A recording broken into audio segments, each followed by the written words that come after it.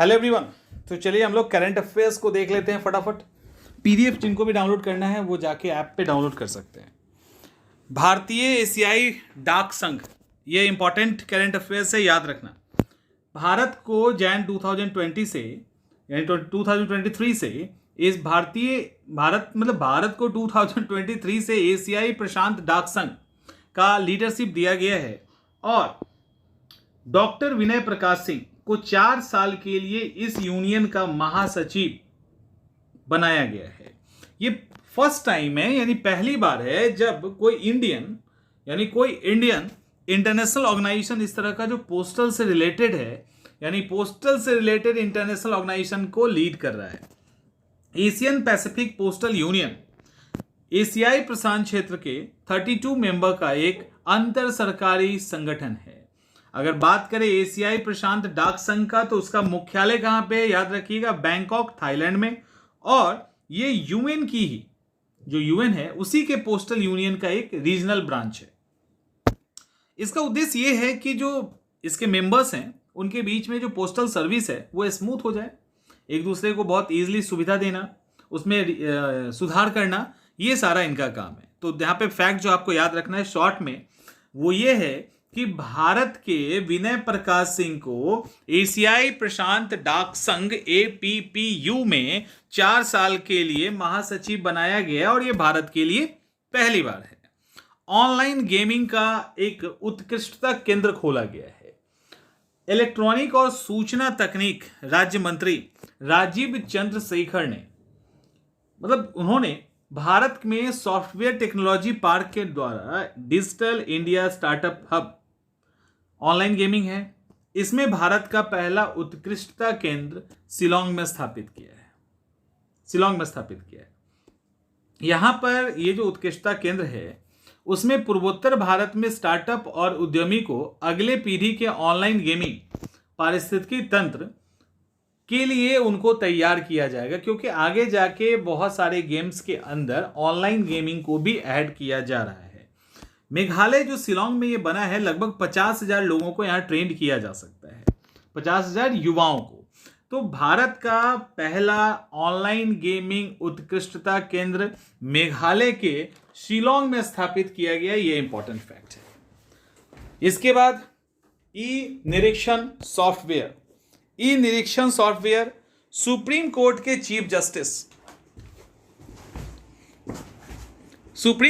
Chief justice Chandrachud साहब हैं। उन्होंने ऑनलाइन ई निरीक्षण सॉफ्टवेयर का उद्घाटन किया। देखिए, अब सुप्रीम कोर्ट में जो डिसीजन होता था वो केवल इंग्लिश में ही पब्लिश होता था, जो उनका डैशबोर्ड है ऑनलाइन उस पर सिर्फ इंग्लिश में आता था। अब ऐसा नहीं होगा, अब इंग्लिश के अलावा 4 रीजनल लैंग्वेज, हिंदी, तमिल, गुजराती और ओडिया, धीरे धीरे और भी आ जाएगा, अभी 4 है, हिंदी, तमिल, गुजराती, ओडिया में प्रकाशित किया जाएगा। मलिमत कमेटी ने ये रिकमेंडेशन किया था। इनके अकॉर्डिंग ये था कि हायर जुडिशरी जो अपने डिसीजन देती है, मैक्सिमम लोगों के समझ में नहीं आता, क्योंकि इंग्लिश मैक्सिमम लोगों का लैंग्वेज है नहीं, तो बेहतर ये है कि इसके साथ रीजनल लैंग्वेज में भी इसको पब्लिश किया जाए। वैसे दिल्ली हाई कोर्ट इस मामले में ऑनलाइन चीज़ों को इंफॉर्मेशन टेक्नोलॉजी के अंतर्गत डिजिटल होने में दिल्ली हाई कोर्ट सबसे आगे था, क्योंकि इसका इनका जितना भी कोर्ट है ना दिल्ली हाई कोर्ट के अंदर, वो सारा डिजिटल ई अदालत के रूप में हो चुका है। स्काई यूटीएम क्या है? स्काई यूटीएम सबसे पहले ध्यान रखिएगा कि जो है ना, ये ह्यूमनलेस, मानव रहित यातायात प्रबंधन प्रणाली है, ठीक है, अनमैन्ड ट्रांसपोर्ट मैनेजमेंट सिस्टम है ये। और स्काई का मतलब है जो भी ड्रोन, हेलीकॉप्टर, हवाई जहाज, इससे रिलेटेड ये ऑटोमेटिक तरीके से ट्रांसपोर्ट को मैनेज करेगा। केंद्रीय सड़क परिवहन राजमार्ग मंत्री नितिन गडकरी ने इसको इनॉग्रेट किया। दुनिया का सबसे मॉडर्न, सबसे अत्याधुनिक मानव रहित यानी अनमैन्ड ट्रांसपोर्ट मैनेजमेंट सिस्टम है। और ये कमाल का है, ये हर घंटे 4,000 उड़ान, 4,000 हर घंटे, और डेली 96,000 उड़ान को संभालने में सक्षम है, यानी गलती होने की कोई गुंजाइश नहीं। तो और इंडिया वर्ल्ड का सबसे ज़्यादा एडवांस टेक्नोलॉजी हमारे पास अभी हो गया है। और ये जो है ये क्लाउड आधारित एयर ट्रांसपोर्ट को मैनेज करेगा और मानव युक्त विमान हो या मानव रहित विमान हो, यानी जो भी हमारे जो पायलट विथ पायलट वाले हैं और पायलट लेस जो भी हैं ड्रोन टाइप, उन सब को ये मैनेज करेगा। और हो गया जोखिम मूल्यांकन, यातायात प्रबंधन, नेविगेशन, जागरूकता, ये सब फैलाएगा। किलादी साइट संग्रहालय सबसे पहले कहाँ? तमिलनाडु में कहाँ? तो शिवगंगा जिले। उस शिवगंगा जिले में किलाड़ी म्यूजियम का उद्घाटन किया गया है। 2 एकड़ भूमि पे 18.43 करोड़ से तमिलनाडु के मुख्यमंत्री M.K. स्टालिन ने इसका उद्घाटन किया। भारतीय पुरातत्व सर्वेक्षण का ये जो साइट है वो संगम कालीन साइट है, संगम पीरियड का साइट है और उसी जगह पे इस म्यूजियम को बनाया गया। और संगम टाइम के जो भी चीज़ें मिली है, लगभग 18,000 से अधिक चीज़ें हैं, उसको इस म्यूजियम में रखा जाएगा। इसमें ईंट का स्ट्रक्चर, मिट्टी के बर्तन, एनिमेटेड पेंटिंग, ऐसे कई सारी चीज़ें हैं। ये मदुरई जो हमारा है ना तमिलनाडु का, बहुत ही खूबसूरत एक तरह से टेम्पल सिटी के लिए फेमस है। वहाँ से 12 किलोमीटर साउथ ईस्ट में वैगई नदी किनारे इस किलाद साइट को बनाया गया है। तो ये जो किलादी साइट है 2 एकड़ में बना है। इसके अंदर संगम काल की चीज़ों को डिस्प्ले किया जाएगा। मीडिया कर्मी सुरक्षा विधेयक अभी हुआ क्या, कहाँ पे? छत्तीसगढ़ की जो विधानसभा है उसने इसको पारित कर दिया। महाराष्ट्र के बाद, पहले महाराष्ट्र ने किया था, महाराष्ट्र के बाद छत्तीसगढ़ ने इसको पारित किया। इसके अंदर हर तरह मीडिया से जुड़े मतलब सारे पत्रकार, वो पत्रकार या तो किसी कमरे के अंदर रह के करते हो, डिजिटल पत्रकार हो, ऑन स्पॉट जाके मॉनिटरिंग कर रहे हो, रिपोर्टिंग कर रहे हो, गांव के अंदर हो, शहर के अंदर, जहाँ कहीं भी हो, उनको प्रोटेक्शन दिया गया है इस एक्ट के अंतर्गत। इसके पहले महाराष्ट्र दिया, छत्तीसगढ़ ऐसा करने वाला दूसरा है। सऊदी अरब SCO का नया संवाद भागीदार बना है। सऊदी अरब, ये इंपॉर्टेंट है, राजा सलमान बिन अब्दुल अजीज की अध्यक्षता में जो सऊदी अरब की सरकार है वो शंघाई सहयोग संगठन SCO में शामिल होने के लिए कदम उठा लिया है। और जो शंघाई सहयोग संगठन है ना, उसका संवाद साझेदार तो बन ही चुका है, यानी डायलॉग पार्टनर तो बन ही चुका। सऊदी अरब SCO का डायलॉग पार्टनर बन चुका है और अब जल्दी ही यहाँ की पूर्ण सदस्यता SCO का भी उसको मिल जाएगा। इसमें चीनी का हाथ बहुत अधिक है, यानी चीन और खाड़ी देश के बीच कुछ रिलेशन ज़्यादा मजबूत हो गया है। उसी का ये असर है कि चीन ने इनको डायलॉग पार्टनर बना दिया है। SCO का मुख्यालय बीजिंग चीन में है। शंघाई सहयोग संगठन की स्थापना हुई थी 2001 में। चीन है, रूस है, उज्बेकिस्तान है, किर्गिस्तान है, कजाकिस्तान है, तजाकिस्तान है और कई सारे देश इसके अंदर शामिल हैं। मतलब एक बड़ा रीजनल, दुनिया का एक बड़ा क्षेत्रीय संगठन है। 8 पूर्णकालिक सदस्य, 4 पर्यवेक्षक राज्य और तुर्की जो है वो संवाद साझेदार भी था। 2017 में भारत और पाकिस्तान, जब मिलना था भारत को, लेकिन जब भारत मिल ही रहा है तो चाइना ने पाकिस्तान को भी पकड़ लिया और भारत और पाकिस्तान को पूर्ण सदस्यता दिलवा दी। ईरान को भी अस्थायी सदस्यता मिल चुका है। तो ऐसे करके SCO जो है काम कर रहा है। इंपॉर्टेंट फैक्ट ये है कि सऊदी अरब भी इसका एक संवाद डायलॉग पार्टनर बन चुका है। ह्यू एंड क्राई नोटिस, ये अचानक से चर्चा में आ गया। ऐसा नहीं कि कुछ नया चीज़ है, बट अमूमन हम लोग इसको नहीं सुनते हैं। ये ह्यू एंड क्राई जो है पंजाब सरकार के द्वारा भगौड़े खालिस्तान समर्थक प्रचारक अमृतपाल सिंह के खिलाफ इसको जारी किया है। ठीक है, hue and cry notice. Actually hue and cry जो वर्ड है वो जनता के आक्रोश से, उसके गुस्से से जुड़ा हुआ है। 13वीं-14वीं शताब्दी में इंग्लैंड में पुलिसिंग प्रणाली में इसको शामिल किया गया था। किंग एडवर्ड प्रथम जो थे 1285 में, उन्होंने एक साइन किया था लॉ ऑफ विनचेस्टर। इसके अंदर ये कंपलसरी किया गया था कि कोई भी व्यक्ति यदि अपराध देखता है, यानी क्राइम को देखता है, तो पुलिस को तो रिपोर्ट करेगा ही करेगा, साथ में वो चिल्लाएगा भी। कि हत्या हो गया, क्राइम हो गया, पॉकेट मार लिया, ऐसे करके चिल्लाएगा भी। यही है hue and cry. Hue and cry का नियम ये है कि कोई भी डाउटफुल इंसान या कोई भी इस तरह का दोषी अगर किसी को दिख जा रहा है भागते हुए कुछ भी, तो फिर उसको पुलिस को पहचान करवाने के मकसद से जो पब्लिक है वो चिल्लाएगी, ताकि पुलिस पकड़ ले, पुलिस को इशारा लग जाए कि अच्छा वहाँ कोई क्रिमिनल है। तो इसके लिए जारी किया गया ह्यू एंड क्राई का नोटिस।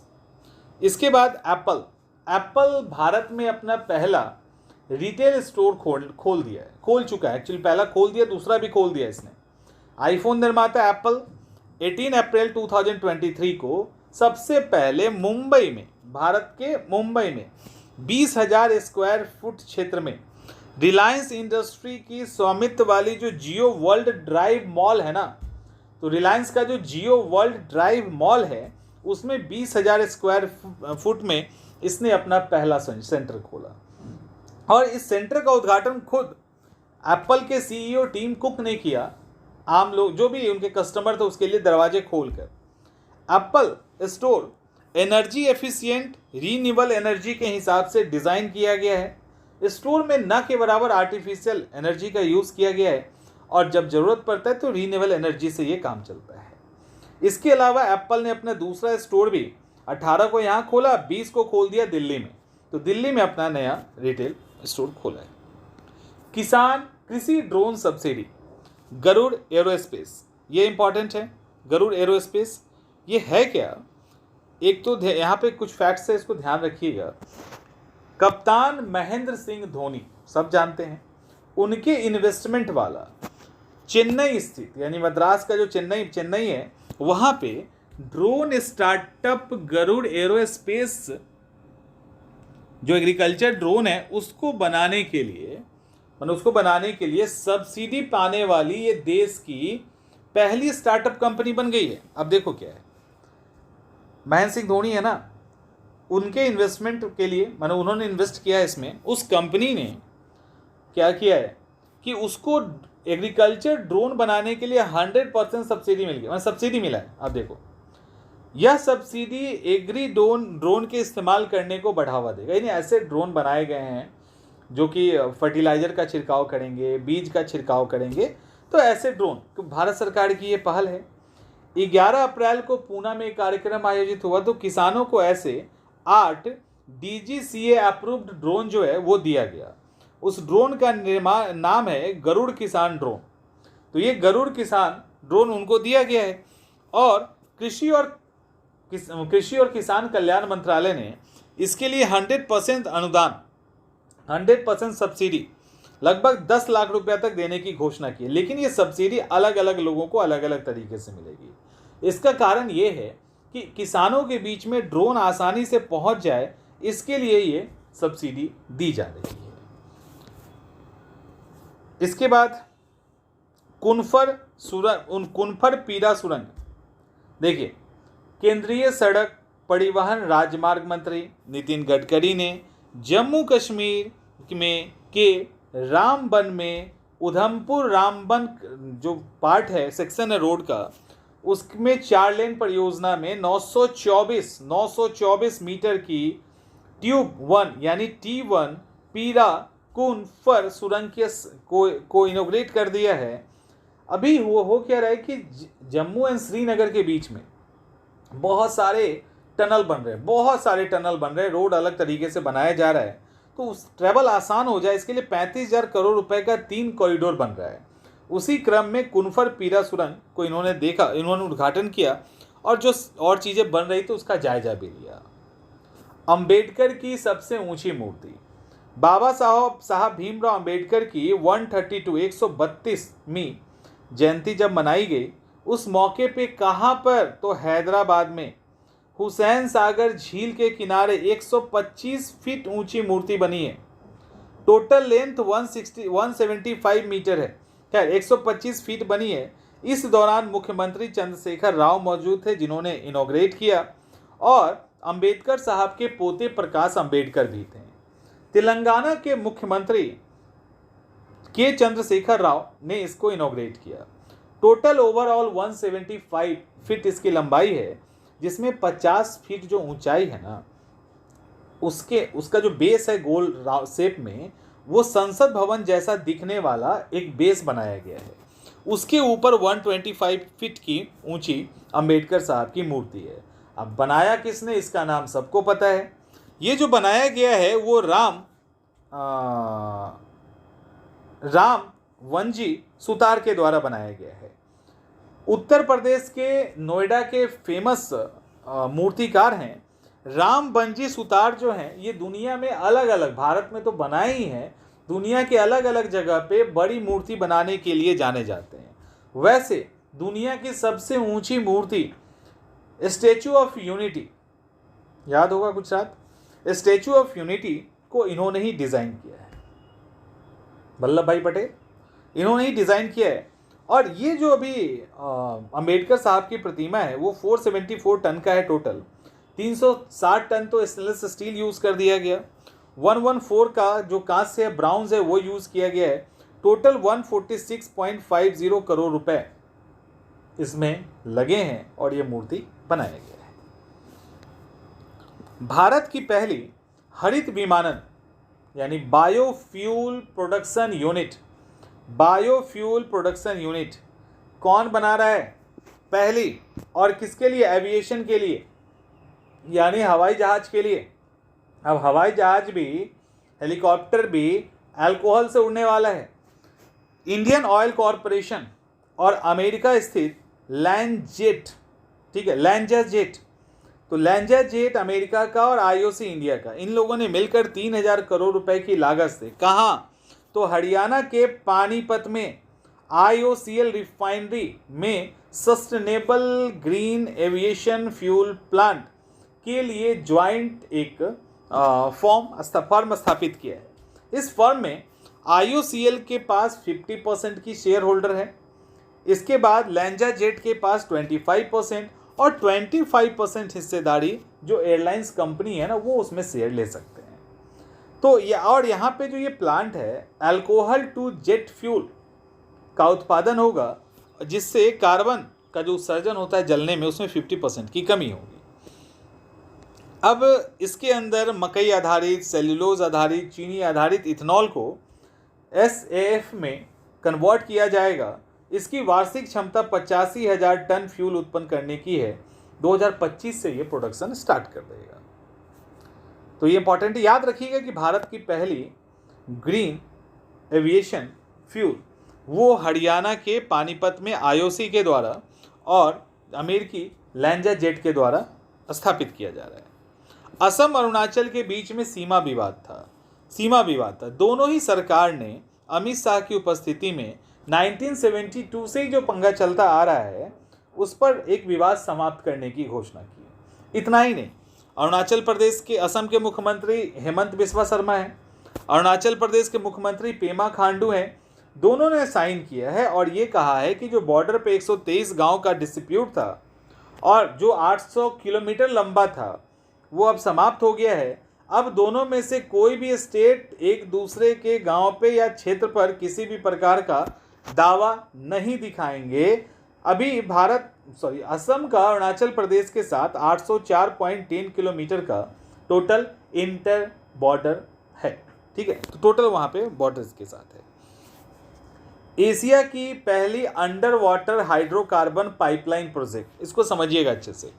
एशिया का सबसे बड़ा, देख, इंद्रधनुष गैस ग्रिड लिमिटेड, जिसको IGGL भी कहते हैं, इंद्रधनुष गैस ग्रिड लिमिटेड, ठीक है, असम के जोरहट से, असम के ही माजुली में, असम का ही जोरहट है, असम का ही माजुली है, इसको जोड़ने वाली ब्रह्मपुत्र नदी के नीचे एशिया की सबसे बड़ी अंडर वाटर हाइड्रोकार्बन पाइपलाइन को पूरा कर लिया है। ये जो IGGL है ये क्षैतिज रूप से यानी वर्टिकल फॉर्म में ड्रिल किया और वो तरीका अपनाया और ब्रह्मपुत्र नदी के नीचे से 24 इंच का हाइड्रोकार्बन पाइपलाइन बिछा दिया। और ये पाइपलाइन जो है ना, एक सिंगल पाइपलाइन 4080 मीटर लंबाई है। और ये 4000 जो 80 मीटर की लंबाई है ना, ये 4080 मीटर लंबाई एशिया की सबसे लंबी सिंगल पाइपलाइन है। और दुनिया की दूसरी सबसे लंबी हाइड्रोकार्बन की पाइपलाइन है, ये इंपॉर्टेंट है, ठीक है। दुनिया की सबसे लंबी, टोटल लेंथ इसका होना चाहिए था 5780 मीटर, तो इसमें एक सिंगल पाइपलाइन 4080 मीटर का है ब्रह्मपुत्रा के नीचे नीचे, ये सबसे बड़ा है, बाकी अदर 1000 और 700 वाला है। तो इस तरह से 780 हो गया। इंद्रधनुष गैस ग्रिड लिमिटेड, ये 5 अलग अलग पब्लिक एंटरप्राइजेज जो ऑयल सेक्टर के अंदर है, तो ऑयल सेक्टर के अंदर 5, जिसमें ONGC, IOCL, गेल, OIL, इसके बाद NRL, ये सब कुछ मिला के ज्वाइंट कंपनी बनाई गई है। और इसका काम है जो नॉर्थ ईस्ट के अंदर जो फेमस शहर है उसका जो मांग है वहाँ उसको मतलब नेशनल ग्रिड से जोड़ना, ताकि आसानी से गैस को वहाँ पहुँचाया जा सके। टोटल परियोजना की बात करें तो 9265 करोड़ रुपए का है और टोटल 1656 किलोमीटर लंबा ये प्रोजेक्ट है पाइपलाइन का। उम्मीद है 2024 तक इसको स्टार्ट कर दिया जाएगा। तामजा क्या है भाई? तामजा वैज्ञानिकों ने मैक्सिको के युकाटन पेनिनसुला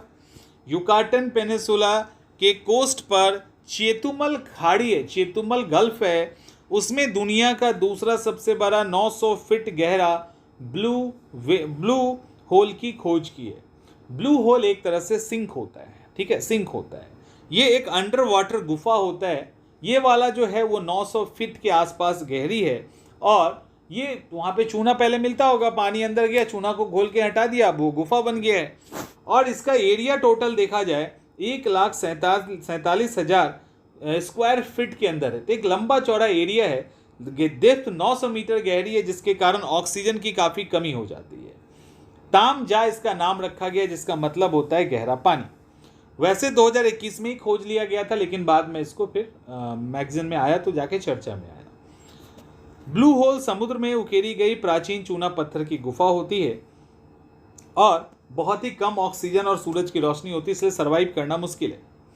अगर बात करें सबसे पहला, तो मध्य अमेरिका में ही, ये मिडिल अमेरिका में ही बेलिज करके है, वहाँ पे ग्रेट ब्लू होल है, जिसका व्यास 318 मीटर और गहराई 125 मीटर है। तो इस तरह से। इसके बाद राजस्थान में क्या हुआ है कि 3 नए वन्य जीव संरक्षण रिजर्व घोषित किया गया है। पृथ्वी दिवस था 2023 में, तो राजस्थान का जो फॉरेस्ट डिपार्टमेंट है 3 नया संरक्षण रिजर्व इन्होंने घोषित किया। पहला बाड़ा के सोरसन, जोधपुर का खीचन और भीलवाड़ा का हमीरगढ़। तो इसको ऐसे याद कर लीजिए फिर से एक बार, बाड़ा का सोरसन, जोधपुर का खीचन और भीलवाड़ा का हमीरगढ़। ये जो सोरसन है ये दुर्लभ और लुप्त प्राय प्रजाति, खास करके ग्रेट इंडियन बस्टर्ड, और मुझे मतलब अभी लगा कि ये इसकी संख्या इतनी कम है, इसका मुझे अंदाज़ा नहीं था। कमी थी ग्रेट इंडियन बस्टर्ड की, लेकिन इतना कम है कि उसकी संख्या मात्र 200 है, मात्र 200 है इस पूरी दुनिया में। यही तो मान के चलेंगे ना, कोना ही भले है दुनिया का वो, लेकिन मात्र 200 इसकी संख्या है। तो और काला हिरन भी वहाँ पे है, तो इनको बचाने के लिए इसको रिजर्व क्षेत्र घोषित किया है। खीचन प्रवासी जो चिड़िया हैं, पक्षी है, उनके लिए एक शीतकालीन घर है, जैसे डेमोई सेल क्रेन। तो डेमोई सेल क्रेन जो है वो शीतकालीन घर है पक्षियों का। राजस्थान पहले से ही 26 यानी 26 वन्यजीव संरक्षण भंडार है, जिसमें 3 नए रिजर्व जोड़ने से उसकी संख्या टोटल 29 हो गई। तो ऐसे करके राजस्थान का फैक्ट। यूरोप को रिफाइंड फ्यूल आपूर्ति करवाया है भारत, और रिकॉर्ड कर दिया इसमें भारत ने, कमाल कर दिया बिल्कुल। एक तो रसिया से खरीद रहा है, उसके बाद यूरोप को इसने सबसे ज़्यादा तेल दे दिया। और किसको हराया है? तो सऊदी अरब को, जिससे खुद इंडिया तेल इंपोर्ट कर रहा है। तो एनालिटिक फर्म केपलर की आंकड़े की बात करें, यानी केपलर का डाटा देखें, तो भारत सऊदी अरब को पीछे छोड़ दिया, और पीछे छोड़ के यूरोप में रिफाइंड फ्यूल का सबसे बड़ा आपूर्तिकर्ता बन गया। रिफाइंड फ्यूल का रूस से रिकॉर्ड मात्रा में कच्चे तेल का आयात करता है भारत, रिकॉर्ड मात्रा में, और यूरोप को रिफाइंड तेल लगभग 3,60,000 बैरल से अधिक दे रहा है, और सऊदी अरब को पीछे कर दिया है। भारत में यूरोपीय संघ को पेट्रोलियम उत्पाद का निर्यात जनवरी से अप्रैल में 20.4% बढ़कर 11.6 मिलियन टन पहुंच गया। तो भारत इस तरह से इंपोर्ट कर रहा है, इसका ध्यान रखिएगा। घबराने की जरूरत नहीं कि भारत के पास तेल नहीं है। Vizag tech park, Adani enterprises की मालिकाना हक वाली स्वामित्व कंपनी अडानी कॉनेक्स ने 21,844 करोड़ रुपए से विशाखापत्तनम के विजाग में, ठीक है, एक टेक पार्क बनाया जा रहा है। मुख्यमंत्री जो आंध्र प्रदेश के थे जगनमोहन रेड्डी, उन्होंने इसका फाउंडेशन स्टोन रखा है 3 मई 2023 को। यहाँ पे दो जो है ना डाटा सेंटर होगा। एक डाटा सेंटर मधुरावाड़ा में होगा जो 200 मेगावाट का होगा, दूसरा कापुलुपाड़ा में होगा जो 100 मेगावाट का होगा। इसके साथ एक कौशल विकास केंद्र भी होगा जहां युवाओं को प्रशिक्षण दिया जाएगा। तो ऐसे करके आज के इंपॉर्टेंट करंट अफेयर्स हो गए।